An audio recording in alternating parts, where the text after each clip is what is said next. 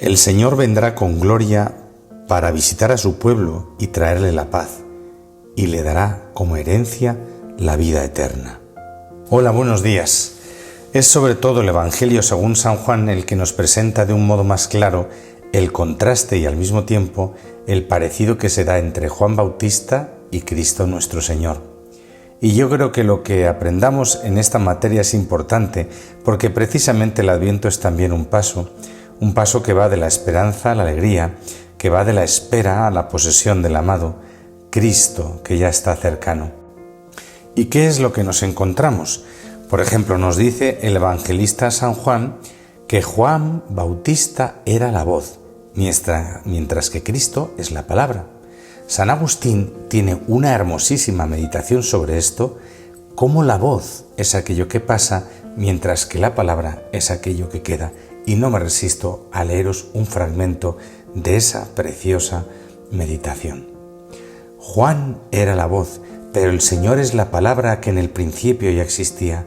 Juan era una voz provisional. Cristo desde el principio es la palabra eterna.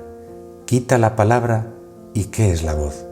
Si no hay concepto, no hay más que un ruido vacío. La voz sin la palabra llega al oído, pero no edifica el corazón. Pero veamos cómo suceden las cosas en la misma edificación de nuestro corazón. Cuando pienso lo que voy a decir, ya está la palabra presente en mi corazón. Pero si quiero hablarte, busco el modo de hacer llegar a tu corazón lo que ya está en el mío. Al intentar que llegue hasta ti y se aposente en tu interior, la palabra que hay ya en el mío, echo mano de la voz y mediante ella te hablo.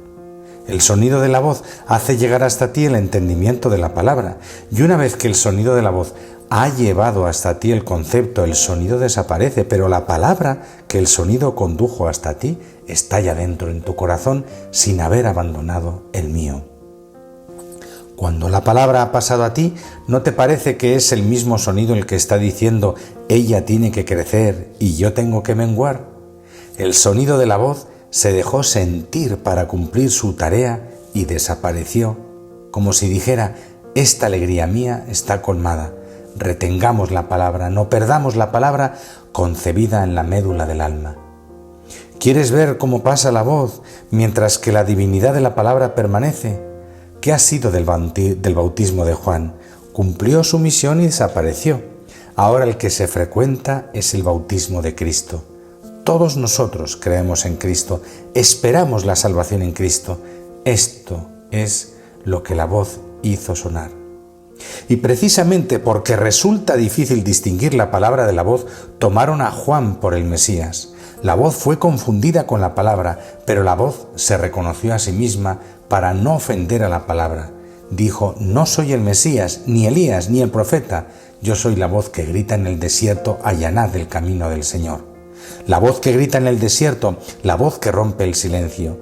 Allanad el camino del Señor, como si dijera, yo resueno para introducir la palabra en el corazón, pero ésta no se dignará venir a donde yo trato de introducirla si no le allanáis el camino. ¿Qué significa allanad el camino? Sino pensad con humildad. Aprended del mismo Juan un ejemplo de humildad. Le tienen por el Mesías y niega serlo. No se le ocurre emplear el error ajeno en beneficio propio. Se reconoció a sí mismo, no permitió que lo confundieran, se humilló a sí mismo, comprendió dónde tenía su salvación, comprendió que no era más que una antorcha y temió que el viento de la soberbia la pudiese apagar. Hasta aquí la cita de estos sermones de San Agustín. Fijaos que dice el Señor, entre los nacidos de mujer no hay otro como Juan, y sin embargo, el más pequeño en el reino de los cielos es mayor que él. Es un lenguaje extraño, porque al mismo tiempo es hablar de la grandeza y la limitación de Juan Bautista. Al llamarlo el más grande de los nacidos de mujer, hasta cierto punto está diciendo Cristo, es lo más grande que dan las fuerzas humanas. El ser humano por sí mismo no puede alcanzar nada más grande que Juan Bautista. Hasta ahí llega la naturaleza humana. Pero ¿qué sucede y qué podremos esperar si Dios nos hace partícipes de su naturaleza divina? Y esto es exactamente lo que sucede cuando introducimos esa palabra, la gracia.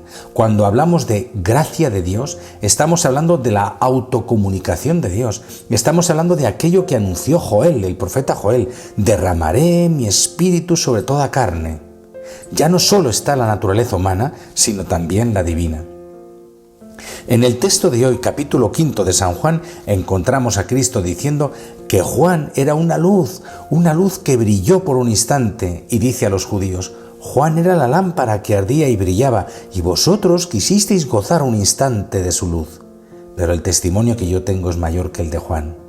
Ese resplandor, ese relámpago de Juan Bautista habría de dar paso a un sol que permanece y que es Jesucristo. Y ese sol de Jesucristo es el que nosotros estamos esperando. No queremos únicamente el relámpago del despertar de una conciencia, queremos esa claridad, esa vida, queremos esa plenitud que solo puede darnos Jesús el Señor. Feliz día para todos. Amén.